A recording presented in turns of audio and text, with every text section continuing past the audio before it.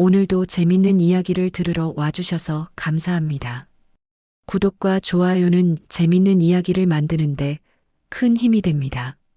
조선시대 큰 장터에는 매일 아침이면 구걸하는 거지들이 모여들었다. 그 중에서도 유독 눈에 띄는 소년이 있었으니 바로 13살 궁복이었다.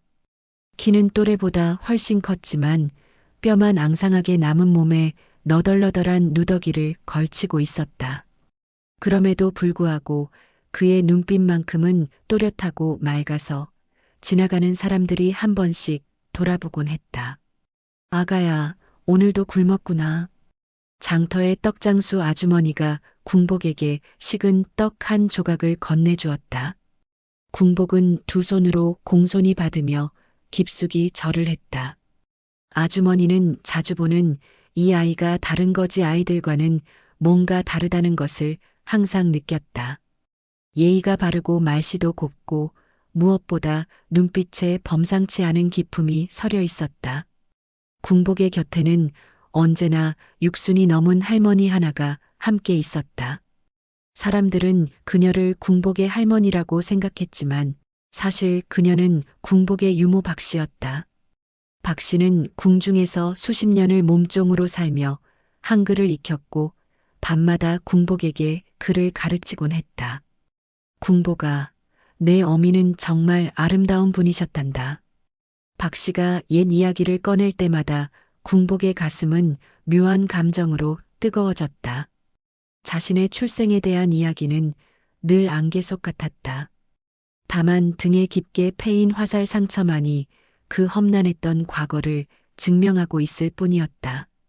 10여 년 전 궁중에는 한 궁녀가 있었다. 그녀의 이름은 연하였고 왕의 총애를 받아 아이를 갖게 되었다. 하지만 중전의 질투는 하늘을 찌를 듯했다. 중전은 측근 상궁들과 모의하여 연하를 제거할 계획을 세웠다. 어느 달 밝은 밤 자객들이 연하의 처소로 향했다. 마마 어서 피하십시오. 박씨가 갓난아이를 품에 안고 연하의 손을 잡았다.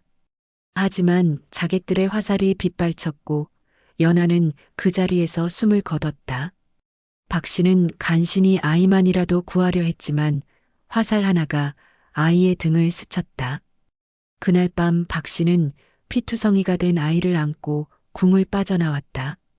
그 후 10여 년 박씨와 궁복은 전국 각지를 떠돌며 구걸로 연명해왔다. 박씨는 아이에게 진실을 말하지 못했다. 어린아이가 감당하기에는 너무 무거운 진실이었기 때문이다. 어느 날 장터에서 구걸하던 궁복 앞에 한 남자가 나타났다. 그는 조선 최고의 관상가 허담이었다.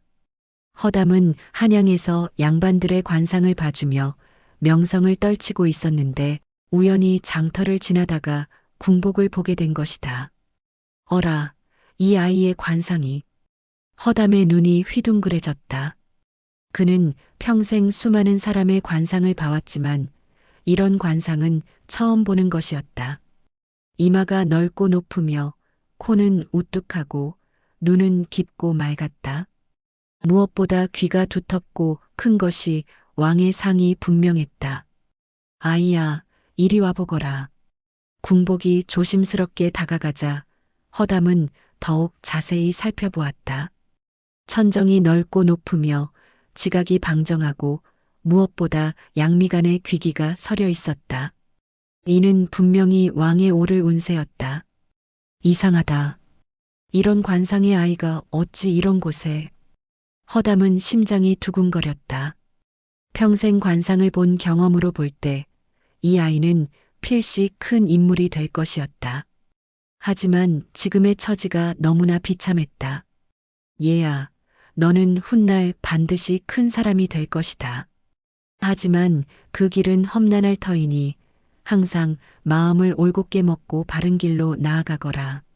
악한 마음을 품으면 큰 화를 당할 것이고 선한 마음을 품으면 하늘이 도울 것이다.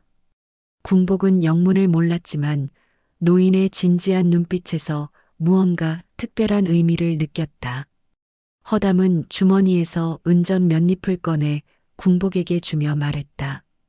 이것을 받아라. 그리고 내 말을 꼭 기억하거라. 그날 밤 박 씨는 궁복에게 물었다. 그 어르신이 뭐라고 하시던? 저더러 큰 사람이 될 거라고 하셨어요. 마음을 곧게 먹으라고 하시고요.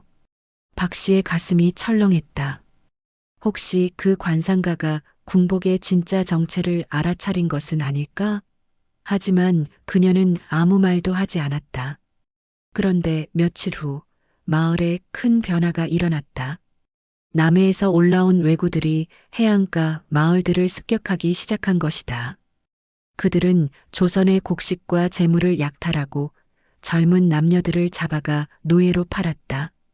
관군들이 출동했지만 왜구들은 바다를 무대로 하는 해적이라 육지에서 잡기가 쉽지 않았다.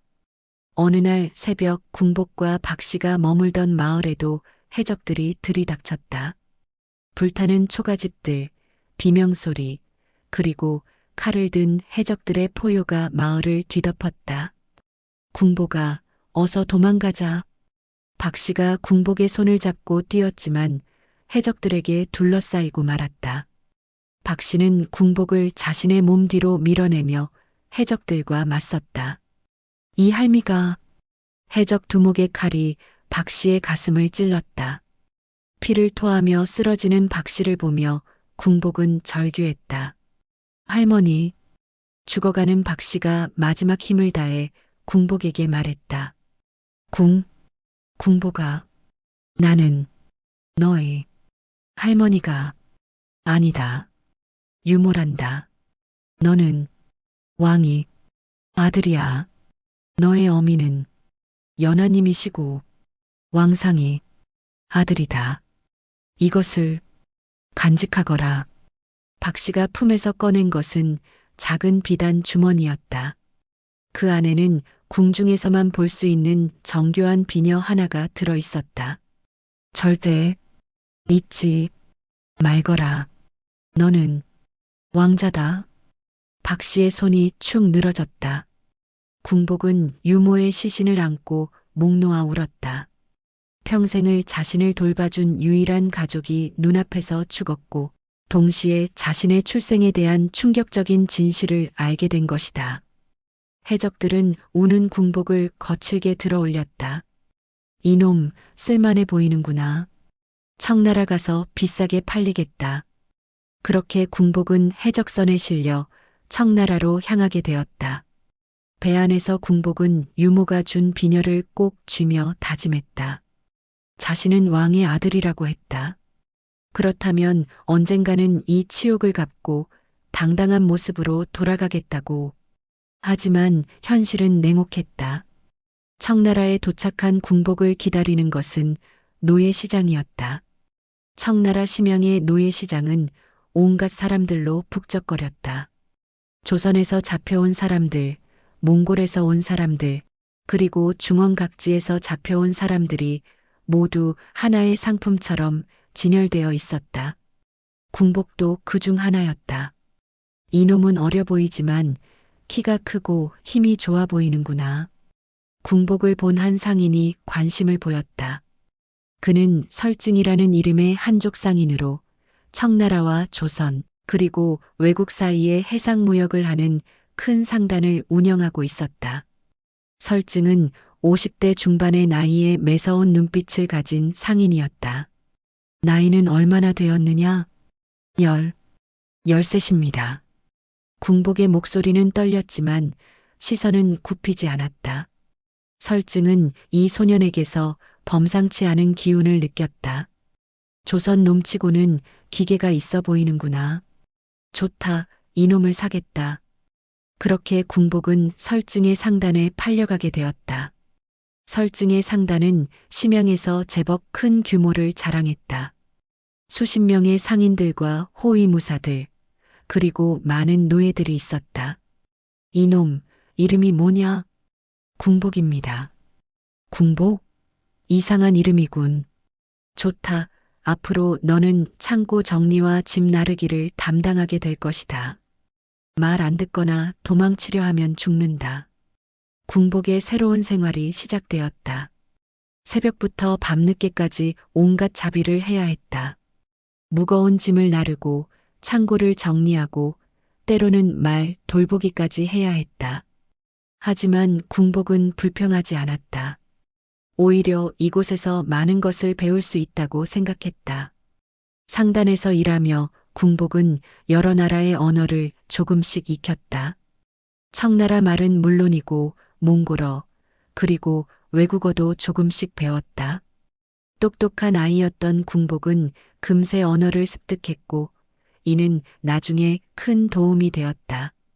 하지만 무엇보다 궁복의 관심을 끈 것은 무예였다. 상단의 호위무사들이 매일 아침 무예를 연마하는 모습을 보며 궁복도 몰래 따라 해보곤 했다. 어려서부터 남다른 체력과 민첩성을 가진 궁복은 무예에 대한 재능도 뛰어났다. 이 조선놈이 무예를 따라하네. 한 호위무사가 궁복을 발견했다. 궁복은 깜짝 놀라 고개를 숙였다. 죄송합니다. 뭐가 죄송해? 계속해봐라. 의외로 호위무사는 화내지 않았다. 오히려 궁복의 동작을 지켜보더니 고개를 끄덕였다. 자세가 제법이군. 누가 가르쳐 주었느냐? 아무도. 그냥 보고 따라했을 뿐입니다. 재능이 있는 것 같은데. 그 호위무사는 장무룡이라는 이름의 노련한 무사였다. 그는 궁복에게 기초무예를 가르쳐 주기 시작했다. 물론 설증 몰래였다. 무예는 단순히 힘만으로 하는 게 아니다. 마음가짐이 중요해. 너처럼 복잡한 사연이 있는 놈일수록 마음을 다스리는 법을 먼저 배워야 한다. 장무룡의 가르침을 받으며 궁복은 나날이 성장했다. 몸도 더욱 튼튼해지고 무예 실력도 늘었다. 그리고 설증도 점차 궁복을 눈여겨보기 시작했다. 저 조선놈 제법 쓸만하군. 궁복은 단순히 노예로서의 일만 하는 것이 아니라 상단의 운영에 대해서도 관심을 가졌다. 어떤 물건이 어디서 오고 어디로 가는지, 가격은 어떻게 매겨지는지, 상인들은 어떻게 이익을 남기는지 등을 유심히 관찰했다. 궁보가 너는 다른 노예들과 뭔가 다르구나. 어느 날 설증이 궁복을 불렀다. 어떤 점에서 그러신지요? 눈빛이 다르다. 다른 놈들은 그냥 시키는 일만 하지만 너는 항상 무언가를 생각하고 있는 것 같다. 설증의 말에 궁복은 가슴이 뛰었다. 혹시 자신의 정체가 들통날까봐 걱정이 되었기 때문이다. 저는 그냥 열심히 일하고 싶을 뿐입니다. 좋다. 앞으로 너는 창고 관리를 맡아라. 그리고 가끔 나를 따라다니며 상거래를 배워라. 이것은 궁복에게는 엄청난 기회였다. 단순한 노예에서 상단의 실무를 맡는 일꾼으로 올라선 것이다. 궁복은 이 기회를 놓치지 않으려 더욱 열심히 일했다. 설증을 따라다니며 궁복은 많은 것을 배웠다. 청나라의 비단과 도자기가 조선으로 가고 조선의 인삼과 은이 청나라로 오는 거래의 흐름을 파악했다. 또한 외국에서 오는 유황과 수은, 그리고 남양에서 오는 향료들의 가치도 알게 되었다. 이놈 머리가 정말 좋구나. 한번 말해주면 다 기억한다. 설증은 점점 궁복을 신뢰하기 시작했다. 궁복의 성실함과 똑똑함, 그리고 무엇보다 정직함을 높이 평가했다. 그로부터 몇 년 후, 어느 날 청나라 조정에서 각 상단에 명령이 내려왔다. 설증은 고민에 빠졌다. 남해에서 기승을 부리는 해적들을 소탕하기 위해 각 상단에서 사람을 보내라는 것이었다. 해적들이 해상 무역에 피해를 주고 있어서 조정에서도 더 이상 방치할 수 없었던 것이다. 누구를 보낼까? 설증은 고민에 빠졌다. 유능한 사람을 보내면 상단 운영에 차질이 생기고 무능한 사람을 보내면 큰 공을 세울 기회를 놓칠 수도 있었다. 주인님, 제가 가겠습니다. 궁복이 나섰다. 너, 너는 아직 어리잖아. 하지만 무예도 익혔고 바다에 나가보고 싶습니다. 그리고 큰 공을 세워서 주인님께 보답하고 싶습니다. 설증은 잠시 생각하더니 고개를 끄덕였다. 좋다. 하지만 조심해라. 해적들은 만만한 상대가 아니다. 그렇게 궁복은 청나라 수군과 함께 해적 소탕 작전에 참여하게 되었다. 배에 오른 궁복의 가슴은 뛰었다. 실전을 경험하는 것이 처음이었다. 해적 소탕 작전은 생각보다 치열했다. 해적들은 바다에서 오랫동안 살아남은 만큼 뛰어난 전투력을 가지고 있었다. 하지만 궁복은 그 속에서 자신의 능력을 발휘했다. 적이 해적선이 나타났다. 첫 번째 전투에서 궁복은 적극적으로 나섰다. 장무룡에게 배운 무예와 타고난 민첩성을 발휘하여 해적들과 맞섰다. 특히 해적 두목과의 1대1 대결에서 궁복은 뛰어난 건법을 보여주며 그를 생포하는 데 성공했다. 이 조선놈 정말 대단하구나. 청나라 수군 장수들도 궁복의 활약에 감탄했다. 18살에 불과한 소년이 노련한 해적 두목을 생포한 것은 정말 놀라운 일이었다. 해적 소탕 작전은 대성공이었고 궁복의 공이 가장 컸다. 청나라 조정에서는 큰 상을 내렸고 설증은 그 덕분에 더욱 큰 특권을 얻게 되었다. 궁복아, 정말 고맙다. 내 덕분에 우리 상단이 크게 발전할 수 있게 되었다. 설증은 궁복을 상단의 호위대장으로 임명했다. 이제 궁복은 완전히 설증의 오른팔이 된 것이다. 호위대장이 된 궁복은 설증과 함께 조선과 외국을 오가며 무역을 했다. 그 과정에서 궁복은 해상무역의 모든 것을 익혔다. 어떤 물건이 어느 시기에 비싸게 팔리는지, 어떤 항로가 안전한지, 어떤 상대와 거래해야 하는지 등을 완전히 파악했다. 이놈은 정말 상제가 뛰어나다. 설증도 궁복의 능력에 놀랐다. 불과 몇 년 사이에 궁복은 단순한 호위대장을 넘어서 상단의 실질적인 운영자가 되어 있었다. 그러던 중 큰 위기가 찾아왔다. 외국에서 유황과 수은을 가져오는 길에 외의 해적들과 마주치게 된 것이다. 이들은 조선이나 청나라 해적들과는 차원이 다른 강적이었다. 설상인, 오늘이 내 마지막 날이다. 외 해적들의 우두머리가 칼을 빼들며 위협했다. 설증의 배는 완전히 포위당했고 절체절명의 상황이었다. 주인님, 제 뒤로 물러서십시오. 궁복이 앞으로 나서며 검을 뽑았다. 그의 눈빛은 처음 보는 사람들도 주춤할 정도로 날카로웠다. 전투는 치열했다. 외 해적들은 검술이 뛰어났지만 궁복은 그들을 하나하나 제압해 나갔다. 특히 적의 우두머리와의 대결에서는 목숨을 걸고 싸웠다. 이 조선놈 제법이군. 하지만 외 해적의 우두머리도 만만하지 않았다. 두 사람의 검이 불꽃을 튀기며 부딪혔다. 그 순간 설증을 향해 다른 해적의 창이 날아왔다. 주인님, 위험해요. 궁복이 몸을 날려 설증을 밀어내며 대신 창을 맞았다. 어깨에 깊은 상처를 입었지만 궁복은 굴복하지 않았다. 오히려 더욱 맹렬하게 공격하여 결국 해적 우두머리를 물리쳤다. 궁복아. 설증이 피투성이가 된 궁복을 부축했다. 궁복의 상처는 깊었지만 생명에는 지장이 없었다. 고맙다, 정말 고맙다. 너는 나의 생명의 은인이다. 이 사건 이후 설증의 궁복에 대한 신뢰는 하늘을 찔렀다. 그는 궁복을 단순한 부하가 아니라 진짜 가족처럼 여기게 되었다. 궁복아, 내게는 딸이 하나 있다. 설아라고 하는데 내가 어떻게 생각하느냐? 설증의 제안에 궁복은 깜짝 놀랐다. 자신을 사위로 삼겠다는 뜻이었다. 주인님, 저는 노예의 몸입니다. 무슨 소리냐? 내가 노예라니.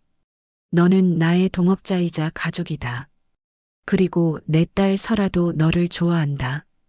설아는 20살의 아름다운 처녀로 아버지의 상업에 관심이 많은 영리한 여성이었다. 그녀도 궁복의 능력과 인품을 높이 평가하고 있었다. 호위대장 궁복을 저도 좋아해요. 설아의 대답에 궁복의 가슴이 뛰었다. 노예에서 시작해서 이제 큰 상인의 사위가 될 수 있다니 꿈만 같았다. 혼례는 성대하게 치러졌다. 청나라의 유력한 상인들이 모두 모여서 축하해 주었다. 궁복은 이제 완전히 새로운 인생을 시작하게 된 것이다. 신혼생활은 행복했다. 설아는 현명하고 아름다운 아내였고 궁복을 진심으로 사랑했다. 그리고 궁복도 설아를 정성으로 아꼈다. 여보, 언젠가는 우리만의 상단을 만들어 보고 싶어요. 그러자. 나도 그런 꿈이 있다. 궁복과 설아는 미래에 대한 꿈을 나누며 행복한 시간을 보냈다. 그리고 궁복은 점점 상단에서의 입지를 넓혀갔다.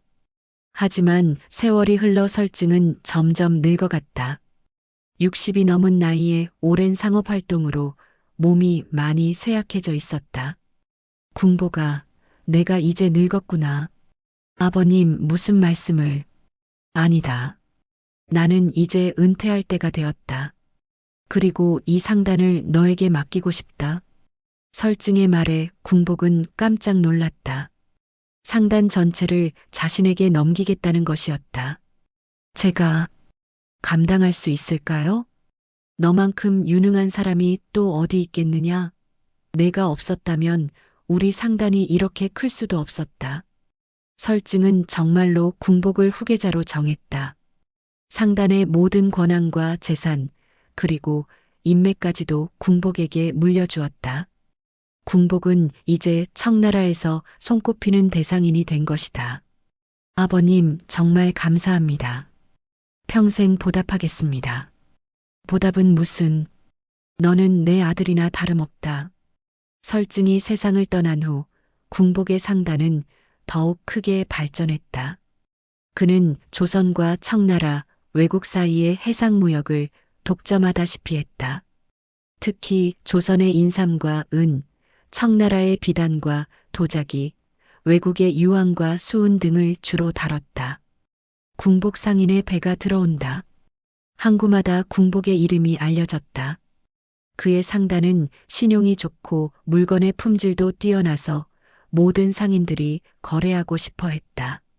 궁복은 이제 바다에서 큰 영향력을 가지게 되었다. 그런데 궁복의 성공은 단순히 상업적인 것만이 아니었다. 그는 해적들을 소탕하고 바다를 안전하게 만드는 일에도 적극적이었다. 자신의 상단 호위대를 해적 소탕에 보내고 각국 관가와도 협력했다. 궁복 상인 덕분에 바다가 안전해졌다. 그의 배가 다니는 항로에는 해적이 감히 나타나지 못한다. 사람들은 궁복을 상인이자 동시에 바다의 수호자로 여겼다. 이제 그의 명성은 청나라를 넘어 조선과 외국에까지 퍼져 있었다. 궁복이 35이 되던 해 조선에서 특별한 소식이 들려왔다. 조선 조정에서 해상무역을 담당할 큰 상인을 찾고 있다는 것이었다. 외구의 침입이 빈번해지고 있어서 강력한 해상 세력이 필요했던 것이다. 조선에서 나를 부른다고? 궁복의 가슴이 뛰었다. 조선은 자신이 태어난 곳이고 유모 박씨와 함께 구걸하며 살았던 곳이었다. 그리고 무엇보다 자신의 아버지가 있는 곳이었다. 여보, 조선에 가시는 거예요? 설아가 걱정스러운 표정으로 물었다. 응, 가야겠다. 조선은 내게 특별한 의미가 있는 곳이야. 궁복은 설아에게 자신의 진짜 출생에 대해서는 아직 말하지 않고 있었다. 언젠가는 말해야 할 것이지만 아직 때가 아니라고 생각했다. 조선으로 향하는 배 위에서 궁복은 많은 생각에 잠겼다. 20년 전 거지였던 자신이 이제 큰 상인이 되어 조선으로 돌아간다니 정말 꿈만 같았다. 관상가 허담의 말이 떠올랐다. 너는 훗날 반드시 큰 사람이 될 것이다. 한양에 도착한 궁복을 맞이한 것은 조선 조정의 융숭한 대접이었다. 그의 명성이 이미 조선에까지 퍼져 있었기 때문이다. 청나라의 큰 상인 궁복을 환영하오. 조선의 대신들이 나와서 궁복을 맞았다. 궁복은 정중하게 인사하면서도 가슴 한편으로는 복잡한 감정을 느꼈다. 이곳 어딘가에 자신의 친아버지인 왕이 있을 것이었다. 폐하께서 직접 만나보고 싶어 하십니다. 드디어 왕을 만날 기회가 온 것이다. 궁복의 가슴은 두근거렸다. 과연 왕이 자신을 알아볼 수 있을까? 경복궁 대전에서 왕을 만난 순간 궁복과 왕은 모두 깜짝 놀랐다. 서로의 얼굴에서 묘한 기운을 느꼈기 때문이다. 이상하다. 저 상인이 왜 이리 낯이 익지? 왕도 궁복을 보는 순간 이상한 감정을 느꼈다. 마치 오래전에 알고 지낸 사람을 만난 것 같은 느낌이었다. 본능적으로 왕의 가슴이 터질 듯 뛰었다. 죽은 줄 알았던 자신의 아들이 살아있었고 그것도 이렇게 훌륭한 모습으로 자신 앞에 나타났다. 하지만 왕은 함부로 감정을 드러낼 수 없었다. 신하들이 모두 보고 있는 상황이었기 때문이다. 그대가 정말 고생이 많았구나. 왕의 목소리에는 깊은 감정이 담겨 있었다. 궁복도 왕의 눈빛에서 무언가를 느꼈다. 이 사람이 정말 자신의 아버지일까? 연회가 끝난 후 왕은 궁복을 따로 불렀다. 궁복이라고 하였느냐? 예, 폐하. 나이는 얼마나 되었고 어디서 태어났느냐? 왕의 질문에 궁복은 잠시 망설였다. 진실을 말해야 할까? 아니면 적당히 둘러대야 할까? 저는 35이고 조선에서 태어났습니다. 조선 어디에서? 정확히는 모르겠습니다. 어려서 부모를 잃고 유모님과 함께 자랐거든요. 왕의 눈빛이 변했다. 뭔가 심상치 않은 기운을 느꼈다. 유모와 함께 자랐다고? 부모는 어떻게 잃었느냐?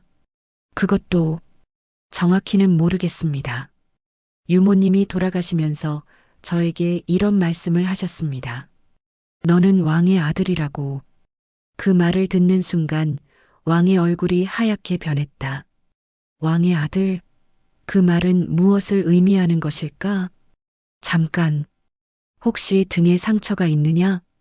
왕의 물음에 궁복은 깜짝 놀랐다. 어떻게 그 상처에 대해 알고 있을까? 어떻게 하셨습니까? 보여다오. 궁복이 옷을 벗어 등을 보이자 왕은 더욱 놀랐다. 분명히 화살 상처였다. 그것도 아주 어렸을 때 입은 상처였다. 혹시 유모에게서 받은 유품이 있느냐? 궁복은 조심스럽게 품에서 비단 주머니를 꺼냈다. 그 안에 비녀를 본 순간 왕은 완전히 확신했다. 연하. 왕의 입에서 작은 신음이 새어나왔다. 그 비녀는 분명히 연하 궁녀의 것이었다. 왕이 직접 선물한 것이었다. 이 아이가 내 아들이다. 정말 내 아들이 맞느냐? 이제는 둘만 있는 자리였다. 왕은 더 이상 감정을 숨기지 않았다. 저도 그렇게 생각합니다. 궁복의 대답에 왕은 그만 눈물을 흘렸다. 미안하다. 정말 미안하다. 내가 너를 지켜주지 못해서. 아니에요, 아버님. 저는 오히려 감사합니다. 그 고생 덕분에 더 강해질 수 있었어요. 부자는 서로를 껴안았다. 20년 만의 재회였다. 앞으로는 내가 도와주겠다. 내가 하고 싶은 일이 있으면 무엇이든 말해라. 저는 바다의 왕이 되고 싶습니다. 조선과 청나라, 외국 사이의 모든 해상 무역을 통제하고 해적들을 완전히 소탕하여 평화로운 바다를 만들고 싶어요. 좋다. 내가 전폭적으로 지원하겠다. 그렇게 궁복은 조선 왕의 아들이자 동시에 청나라의 큰 상인으로서 새로운 삶을 시작했다. 그는 전라도에 거대한 해상 기지를 구축하고 수백 척의 배와 수천 명의 수군을 거느렸다. 해적들은 궁복의 세력 앞에서 꼼짝할 수 없었다. 그의 수군은 훈련도 잘 되어 있고 장비도 뛰어났다. 무엇보다 궁복 자신이 뛰어난 전략가이자 용맹한 무사였다. 궁복의 배가 나타났다. 도망쳐. 이제 해적들은 궁복의 이름만 들어도 벌벌 떨었다. 서해와 남해는 완전히 궁복의 통제하에 들어갔다. 조선과 청나라, 외국 사이의 해상 무역도 크게 발전했다. 궁복이 안전을 보장하니까 상인들이 안심하고 바다를 드나들 수 있게 된 것이다. 궁복 덕분에 우리나라 무역이 크게 늘었다. 바다의 왕이라는 말이 정말 어울린다. 사람들은 궁복을 진심으로 존경했다.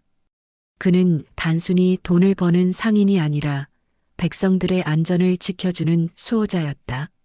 설화도 조선으로 와서 궁복과 함께 새로운 삶을 시작했다. 그녀는 궁복의 진짜 정체를 알고도 전혀 놀라지 않았다. 여보가 왕자님이시라니 정말 자랑스러워요. 고마워, 설아야. 내가 있어서 내가 이렇게 행복할 수 있어. 궁복과 설아 사이에는 아들 하나와 딸 하나가 태어났다. 아이들은 건강하고 똑똑하게 자랐다. 왕도 손자 손녀를 보며 정말 행복해했다. 내 손자들이 이렇게 예쁠 수가. 아버님, 아이들이 성인이 되면 조선과 청나라, 외국 사이의 평화를 위해 일할 수 있도록 키우겠습니다. 좋다. 우리 궁복이 정말 훌륭하구나. 몇 년 후 궁복은 진정한 바다의 왕이 되었다. 그의 세력은 동아시아 전체 바다를 아우를 정도였다. 해적은 완전히 사라졌고 해상무역은 크게 번영했다. 어느 날 궁복은 옛날 자신이 구걸하던 시골 장터를 찾았다. 그곳에는 여전히 떡을 파는 떡장수가 있었다. 떡 사시게요? 할머니가 된 떡장수는 궁복을 알아보지 못했다. 너무 의젓하고 훌륭해져 있었기 때문이다. 아주머니, 저예요. 옛날에 굶주린 거지 아이였던 궁복이요. 어머나, 정말 궁복이구나. 어쩌면 이렇게 훌륭해졌니? 떡장수는 깜짝 놀라며 기뻐했다. 아주머니 덕분이에요. 아주머니가 주신 떡 한 조각이 저를 살렸거든요. 궁복은 떡장수에게 넉넉한 재산을 선물했다. 그리고 옛날 자신을 도와주었던 모든 사람들을 찾아 보답했다. 관상가 허담도 찾아갔다. 이제 80이 넘은 허담은 궁복을 보고 감탄했다. 과연 내가 본 관상이 맞았구나. 정말 왕이 되었구나. 선생님 말씀대로 마음을 올곧게 먹으려 노력했습니다. 훌륭하다. 내가 바른 길을 걸어서 이런 복을 받은 것이다. 궁복은 허담에게도 후한 선물을 했다. 자신의 인생을 바꿔준 은인이었기 때문이다. 그렇게 궁복은 거지에서 시작해서 바다의 왕이 되었다. 그의 인생은 파란만장했지만 결국 해피엔딩으로 끝났다. 왕인 아버지와의 재회, 사랑하는 아내와 아이들, 그리고 바다를 통치하는 막강한 권력까지 궁복은 이 세상에서 가질 수 있는 모든 것을 가지게 되었다. 정말 행복하다. 어느 날 저녁 바다를 바라보며 궁복이 혼잣말을 했다. 유모박 씨가 하늘에서 자신을 지켜보고 있을 것 같았다. 할머니, 저 잘 살고 있어요. 정말 큰 사람이 되었어요. 바람이 불어와 궁복의 머리카락을 흔들었다. 마치 박 씨가 대답하는 것 같았다. 궁복의 이야기는 후세에 전설이 되어 전해졌다.